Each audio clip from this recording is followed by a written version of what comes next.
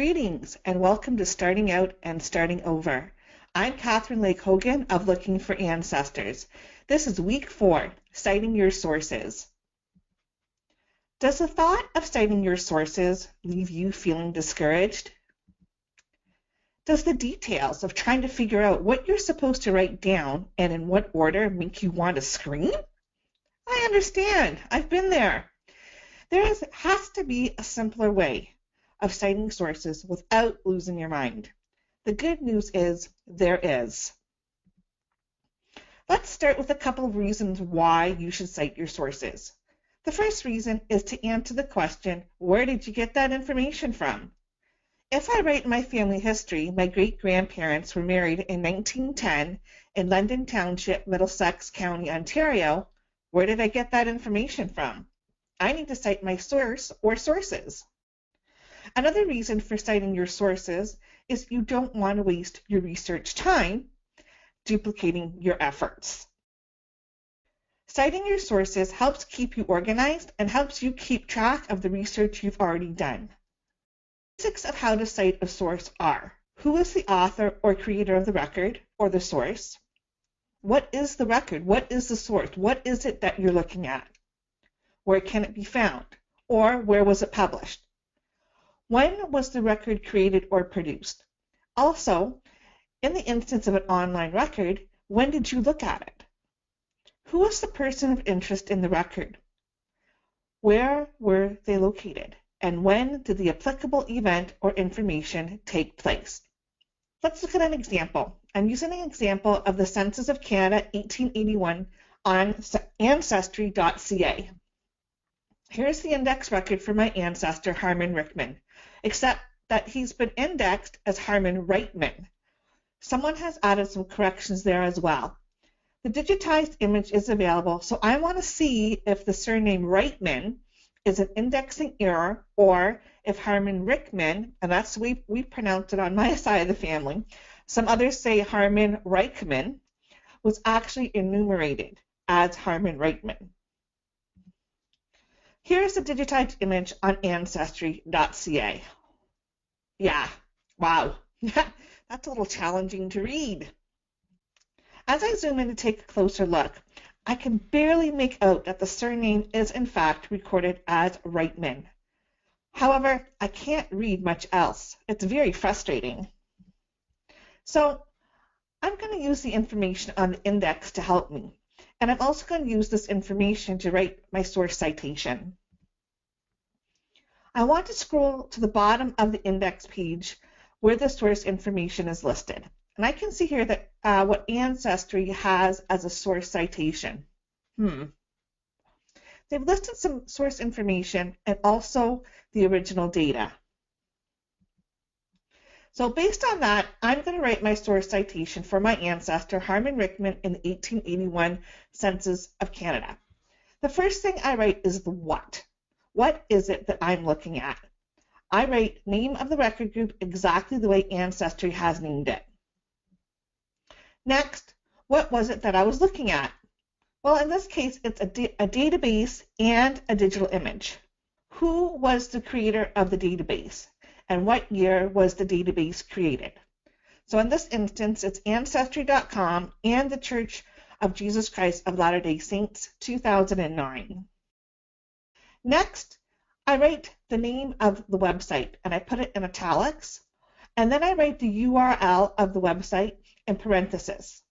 Even though Ancestry.com was the creator of the database, it was on Ancestry.ca that I viewed the digital image. So that is what I put down. I don't write the whole great big URL of the actual digital image. It's too long, too many characters, and that URL could change in the future. So I just write the website, and then I'm going to provide the details in the rest of my source citation that will lead to finding the record. Next, I leave a space in between the URL of the website, and I put a colon, and now I write the date that I looked at the digital image.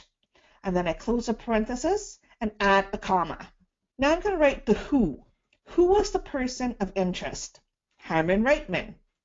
Even though I know his name is Harmon Rickman, I write it down exactly as it was in the index, Harmon Reitman. I don't make any corrections. And I always like to add the person's age in brackets. It helps with identifying which person to whom I'm referring, especially if there is more than one person in the household with the same name. Now, where did Ancestry.com and the Church of Latter-day Saints get the 1881 census? If we go back and we look at the indexed entry on Ancestry.ca, we find it. Here it is, original data. We see that it was from the Library and Archives Canada. So now I need to add that to my source citation. Why would I want to add this extra information? If the database or website you're researching isn't the original creator or repository of that particular record or source, then you need to add where they got it from. So in this instance, I was looking at the 1881 census on Ancestry.ca, but they got it from the Library and Archives Canada.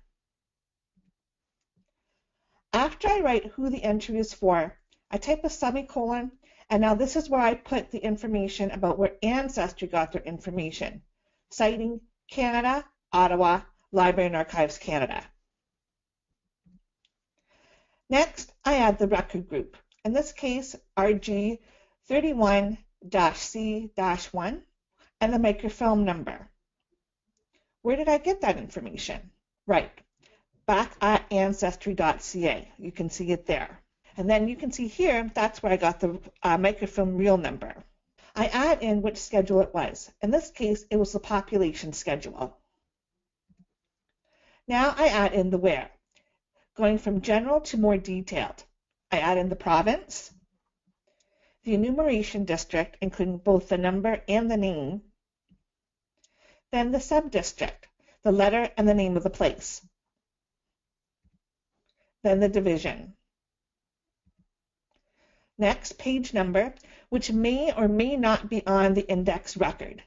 It's on the digitized image of the record. Next, I add the dwelling number, and lastly, the family number. Now, I'm also going to add in any notes about this record that the reader may need to know. How important do you think it is to mention that the enumerator recorded the Rickman family as a Reitman? And I should also add that the digital image was difficult to read. Now, one of the things we try to do when researching is to find, if possible, the original copy of the record. Going back to the source information from Ancestry for the entry for Harmon Rickman in the 1881 Census of Canada, we see that they got the census from Library and Archives Canada. Ideally, as a thorough researcher, I need to go and look at that record from Library and Archives Canada. Now, I know that information happens to be online, and I happen to know that it's free. Sometimes, though, the option to look at the original source isn't available to us. The original may not be online, or the repository is too far away, or perhaps the original no longer exists. But that's not the case in this situation, so I need to go look for that 1881 census entry on Library and Archives Canada website. So here's the index record for Harmon Reitman, 1881 Census of Canada at the database on Library and Archives Canada website. The index record has more detailed information than the index record on Ancestry. And here's the digitized image. What a difference from the image on Ancestry.ca. It does look a little bit darker, a little bit grayer, but guess what? Yeah, we can actually see the writing. A closer look, and I can actually read the names. Now, it's a little fuzzy there for you, but I was able to zoom in close enough that I could actually make out all the names in the household. And it's a little bit difficult to read. But it's so much better than the digital image on Ancestry.ca, which was supposedly enhanced. Now, which record should I cite in my research? Right, the one from Library and Archives Canada. And this is how my source citation looks. Who was the creator of the database? Library and Archives Canada. What was the name of the record? And I write it down exactly as Library and Archives Canada has it. What is it that we were looking at? Database and digital images. And where did we look at that database? Now, you can see here I added a little bit more information with what's called waypoints. And sometimes you're able to do that depending on the source or the record that you're looking. Now, in this case, it was easy enough to do to add the waypoints that directs the reader to where I actually found the image. When did I look at the record? I add that in. And then what are the details about the record? I add in the record group and the microfilm number, schedule number. Now in this instance, I'm not putting population schedule. I'm putting it as exactly as it is on Library and Archives Canada, and it was schedule number 1. And then I go in and I add in the details about where. Where can I find this record in the 1881 census? Ontario, Norfolk South, and Charlottesville. On page 60, dwelling number 365, family number 370, and who was the person I was researching? Harmon Reitman, 58 years old. Now, whether you choose to cite your source citations from general to specific, or some people will say larger to smaller, or you choose to go from smaller to larger or specific to general, it's really a matter of personal choice. However, whichever way you choose to record your source citations, be consistent. Don't go switching back and forth in the way that you do it. That gets confusing. So by breaking down the elements of source citation, we can go from this to this, feeling victorious in recording the sources in our family history. Until next time, have fun looking for ancestors.